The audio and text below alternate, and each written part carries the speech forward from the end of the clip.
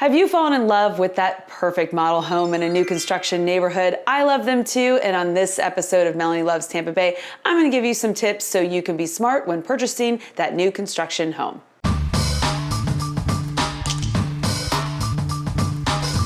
I'm Melanie Atkinson, Realtor with Smith & Associates in beautiful Tampa Bay, Florida.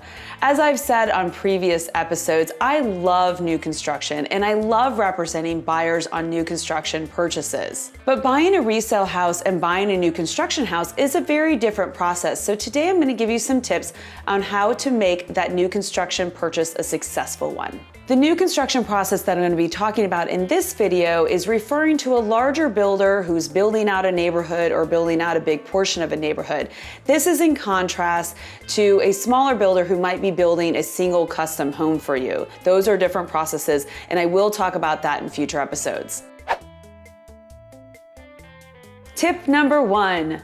Use a realtor. Yes, us realtors represent new construction buyers all the time, but that can be confusing for buyers because they go into a model home, they meet the sales rep, and that sales rep can answer all the questions that they have in order to purchase the home. But those sales reps work for the builder, and you should want a representative working for you, especially if you find a realtor that's familiar with the new construction process. Their advice can be very, very valuable. If it's possible, pick your realtor prior to going to model homes. Why? Because if you register with a builder at a model home, you fill out that little card that they give you when you first walk in, and you don't indicate that you have a realtor, then they might not want to work with that realtor later on in the process. Now, most builders are very happy to work with real estate agents, but it can be very frustrating for a builder if you as a buyer are coming in 3 different times and picking out floor plans and getting close to writing a contract,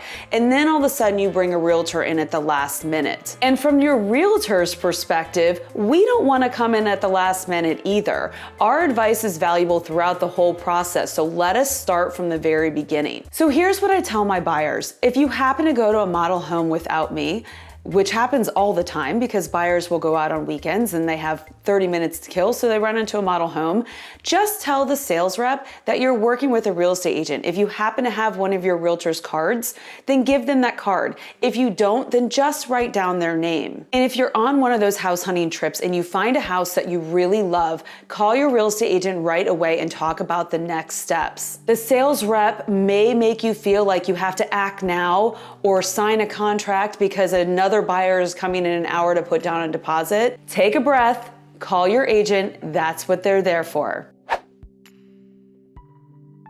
Tip number 2 is understanding the different costs in a new construction purchase. You may see that sign at the end of a busy road that says homes start at $200,000. Then you go into that model home and everything that is available is closer to $300,000. Why does that happen? That's because the advertised price is of the lowest price base model with no upgrades and no lot premium. So let's break down the different costs you may have in a new construction home. First, you have the base price of the house. That's the cost of the floor plan you choose with no upgrades at all. The next cost you may have is the lot premium. Now, this isn't on every lot in a neighborhood. This is only for lots that the builder considers better than other lots. So say the neighborhood that you're buying in has a pond, those lots that are located on the pond are probably going to have a lot premium. The better the lot, the higher the premium. If the lot that you pick doesn't have a premium, that's because it probably isn't as desirable as the other lots. Maybe it backs up to another home, maybe it backs up to a road. So as you're talking to builders, make sure you ask them about the lot premium for the lot that you like. Construction options. Does your builder offer a bonus room option or a extended master bathroom or turning a living room into a den? These would be examples of construction options. These are not to be confused with cosmetic options, which are picking out the color of your cabinets, and we'll talk about that next. Every builder has different construction options, and these costs can really add up. However, adding some of these construction options during construction is typically the least expensive time to do it. So you may not need that 4th bedroom right now, but if you decide to have that second baby, adding that bedroom on during construction will be a lot cheaper than doing an addition 5 years down the road. Cosmetic options. Now these are the fun ones. Going to that design center can be the highlight of the building process. But you can also get a big dose of sticker shock. These costs add up quickly, so my advice to buyers is to set a budget and stick to it. There are a lot of things offered by the builder that can be done later at a cheaper price. The two things that I tell my buyers to focus on are flooring in the kitchen. Those things are very expensive and inconvenient to remodel, so it's best to have those costs rolled into the mortgage as long as it doesn't put you over your monthly budget. So all of these costs together will determine the final price of your home. So tip number 3 is negotiating with builders. Builders don't like to negotiate their base prices. They have to keep these prices similar because they're selling a whole bunch of the same model. As long as people are buying their homes, they have no reason to negotiate the prices. However, builders are more receptive to negotiating things or credits. So instead of asking for a $10,000 reduction in the house price, have your agent ask for $10,000 in credits towards the design center or towards closing costs. Not every builder is going to give you credits. They might not want to negotiate. It completely depends on how popular their product is, but it doesn't hurt to ask. Now, if you happen to be interested in an inventory home, this is a home that's already built by the builder or mostly built by the builder, then that might give you a better chance at negotiating price, because that house is almost ready to go and the builder doesn't want to have to pay for the holding costs of that house. Again, they may not be willing to go down too much in price, but you may have better luck negotiating with a builder on an inventory home than on a pre-construction one. Tip number 4, closing costs on new construction homes. I'll start this segment off by saying every builder is different, but no matter which builder you're using, make sure you pay very close attention to the closing costs. Most large builders in the state of Florida push all the closing costs, except for the real estate fees and some other fees, over to the buyer's side. This can be several $1,000s that you wouldn't be paying in closing costs if you were buying a resale home. Now, before you get annoyed or discouraged about that, a lot of builders offer a monetary incentive, a rebate, if you use their preferred lender. And this rebate will often cover the increase in closing costs. But be smart about it and understand that builders will use this rebate as a big incentive, when in actuality, it's really just covering the cost that you wouldn't have had to pay if you bought a resale house. So what about that preferred lender that they want you to use? Should you use them? Most of my buyers do actually use the preferred lender because they want that rebate. That rebate can be very significant. However, make sure you do your due diligence and talk to other lenders and make sure the interest rate that they're offering you is a fair one. An outside lender may be able to rebate you an amount similar to what the builder is offering and give you lower interest rate. It never hurts to ask, so do your homework when it comes to lenders. Number 5, inspections. Yes, you can do home inspections on new construction homes.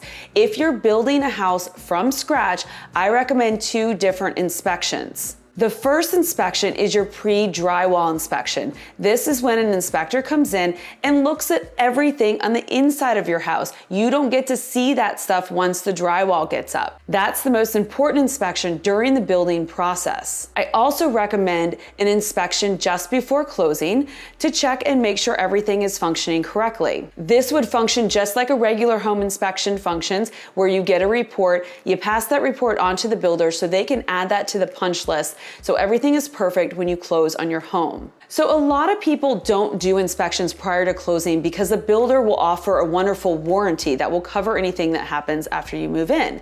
That's a great feature in new home construction, but it's a lot easier to deal with issues prior to closing than it is to deal with them after closing. So get that home inspection. Number 6 is construction time expectations. Say your builder says that it will take 4 months to build your house. That is their goal, but in reality, they never know exactly how long it's going to take to finish that build. Builders have to deal with so many things. They have to deal with weather issues. They have to deal with materials being supplied on time. They have to deal with contractors doing their job right, inspections, permits, and so much more. It's a lot to manage for them and doesn't always go smoothly. Trust me, no builder wants to take longer to close on a house than it absolutely needs to take. They don't make money until they close on the house.